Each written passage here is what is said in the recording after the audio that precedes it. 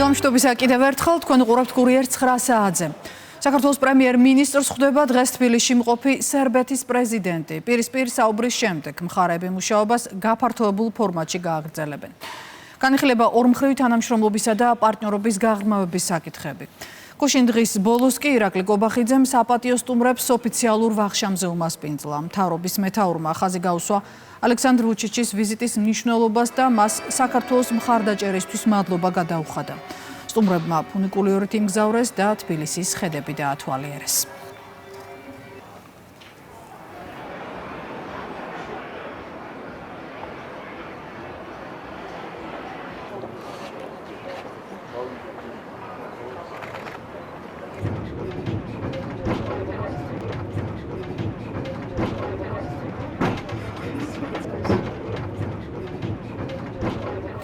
სერბეთის პრეზიდენტი საქართველოში პირველ ვიზიტს აფასებენ უმრავლესობაში. მართველი გუნდის განმარტებით ეს ფაქტი ორ ქვეყანას შორის ურთიერთობების გაღრმავებას უფრო მეტად შეუწყობს ხელს.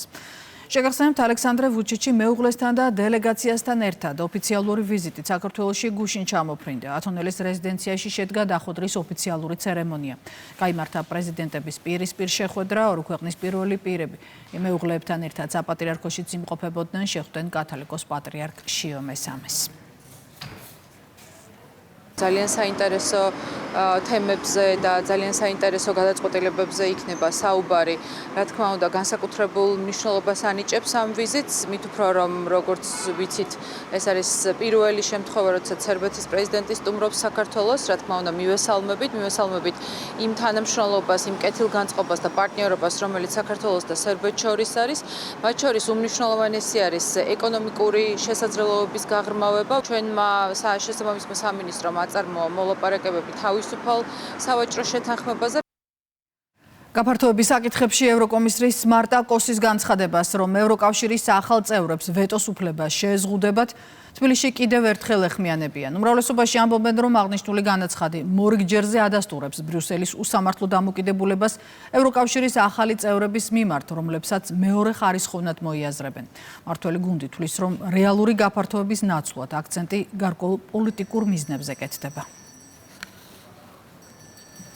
თუ ვინმე პასუხისმგებლობა უნდა აიღოს, ეს არის ევროკავშირი. ევროკავშირი თავისივე შეფასებებში, სადაც პოლიტიკისაგან დაცლილი არის შეფასება, ხედავთ, რომ საქართველო არის მოწინავე. თუ ვინმე უნდა მიიღოს ევროკავშირის წევრობაზე წინსვლა, ეს არის საქართველო, მაგრამ ხედავთ, რომ ამ პროცესს აქვს პოლიტიკური დღესასრიგი. ჩვენ 2022 წლიდან ვადევნებთ თვალყურს ამ უსამართლო დამოკიდებულებას, მე რამდენი რეზოლუცია არის, მე რამდენი განცხადება არის, რომ ესე უსამართლოდ გვექცევიან. ამ ახალი წევრების მიღება და მოლაპარაკებების გახსნა და იმ წევრებთან მიმართებით უფრო რაღაც პატონური დამოკიდებულება არის, ვიდრე ურთიერთპატივისცემაზე და თანასწორობის პრინციპზე დამყარებული ურთიერთობის და წევრობის და საერთოდ საკითხავია ღირს თუ არა ასეთ ევროკავშირში საერთოდ წევრობა.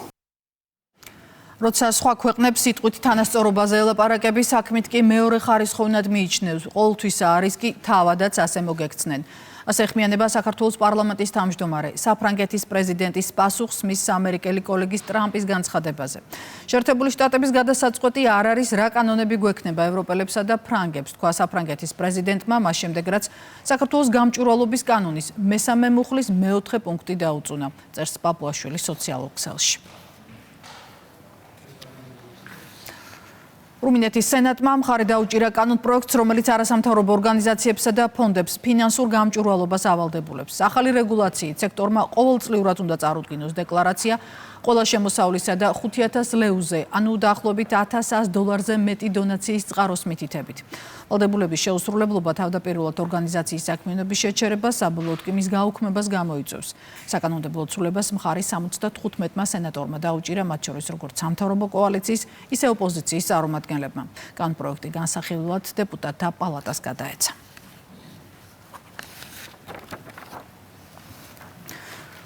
კალიფორნიაში ედვარდსის ავიაბაზიდან აფრენისთანავე სტრატეგიული ბომბდამშენი ჩამოვარდა. კატასტროფას 8 ადამიანი ემსხვერპლა. ინფორმაციას ბაზის პრესსამსახური უკვე ადასტურებს. ადგილზე მობილიზებულია სამაშველო ჯგუფები, თუმცა შემთხვევის ზუსტი მიზეზები ჯერჯერობით უცნობი რჩება. კომპანია ბოინგის მიერ შექმნილი მრავალფუნქციური ბომბდამშენი B-52 შეერთებული შტატების საჰაერო ძალების ერთ-ერთი მთავარი სტრატეგიული იარაღია.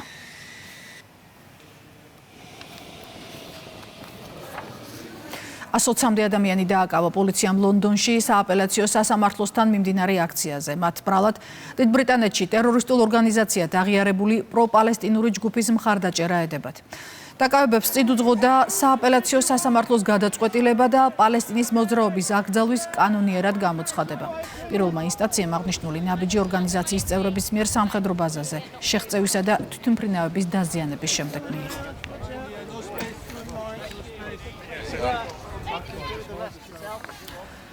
ხანძარი იყო ბათუმში გვიან ღამით ცეცხლი ბაგრატიონის ქუჩაზე მრავალსართულიან კორპუსში საცხოვრებელ ბინაში გაჩნდა. საგანგებო სიტუაციების მართვის სამსახურის თანამშრომლებმა ხანძრის ლიკვიდირება მალე შეძლეს. შემთხვევის შედეგად არავინ დაშავებულა, ხანძრის გამომწვევი მიზეზი გამოძიება უნდა დაადგინოს. ხანძარია და ჩამოვიდეს ყველა გარე. ერთიდან გამოდიოდა ცეცხლი, 19 სართულიდან და კვამლი იყო და დაფარული იყო ყველაფერი კვამლი. ეგნებ რაიმე ქონდა ჩართული. რა ვიცი, მე ასე მგონია. იმიტომ ჩვენს ბინაში გაზი არა. არავინ არ იყო სახში და მეზობლებს უარგია, გაუტეხიათ კარი და შესულან შიგნით. მარნეულის მუნიციპალიტეტში საგზაო ინფრასტრუქტურის რეაბილიტაცია აქტიურად მიმდინარეობს. სოფლებში დიდმუღანლოსა და იმირში 9 ქუჩის რეაბილიტაცია ხდება. მუნიციპალიტეტის მერმა მიმდინარე საგზაო პროექტები დაათვალიერა, გაეცნო მუშაობის დეტალებს და ადგილობრივ მოსახლეობას შეხვდა. ეს არის გარდამავალი პროექტი. ამ წელს დაიგება 4 ქუჩა და მომავალ წელს დაიგება 1 დიდი ქუჩა. შულავრის ადმინისტრაციულ ერთეულში სოფელ იმირში გზების მოასფალტების სამუშაოები დავათვალიერეთ. ეხლა მიმდინარეობს აქ მოხრეშვის სამუშაოები. აქ დაგეგმილია 4 ქუჩის მოასფალტება. რუსთავში ქორეოგრაფიული ფესტივალის ქართულის ფარგლებში ანსამბლ ხალიბის ვარსკვლავი გაიხსნა. ხალიბი ერთ-ერთი პირველი ქორეოგრაფიული ანსამბლია, რომელიც რუსთავში შეიქმნა და წელს მას 65 წელი შეუსრულდა. ქორეოგრაფიული ანსამბლებისთვის ვარსკვლავის გახსნის ტრადიციას რუსთავში სწორედ ფესტივალ ქართულთან ერთად ჩაეყარა საფუძველი. წლევანდელი ფესტივალი რუსთავის ცენტრალურ პარკში 20 ივნისს დაიხურება. 65 წლის განმავლობაში ეს ადამიანები ჩვენს ქალაქში ყველაზე ქართულ საქმეს აკეთებდნენ და ჩვენი ფესტივალი ქართულის ფარგლებში, სადაც უკვე ახალი ტრადიციები გვაქვს ესეთი ახალი ქართული ტრადიცია. მადლობას ვეუბნებით ყველა იმ ანსამბლს, რომლებმაც წლების განმავლობაში თაობები აღზარდეს ჩვენს ქალაქში. ვარსკვლავის გახსნა არის მადლიერებისა და პატივისცემის გამოხატულება იმ ადამიანების მიმართ, რომლებმაც თავისი ცხოვრება ქართული ცეკვის სამსახურს მიუძღვნა და ქართული კულტურის სიყვარულის გაძლიერება შეძლო. ულოცავ თითოეულ მათგანს ამ უმნიშვნელოვანეს დღეს და მომავალ წარმატებებს უსურვებ.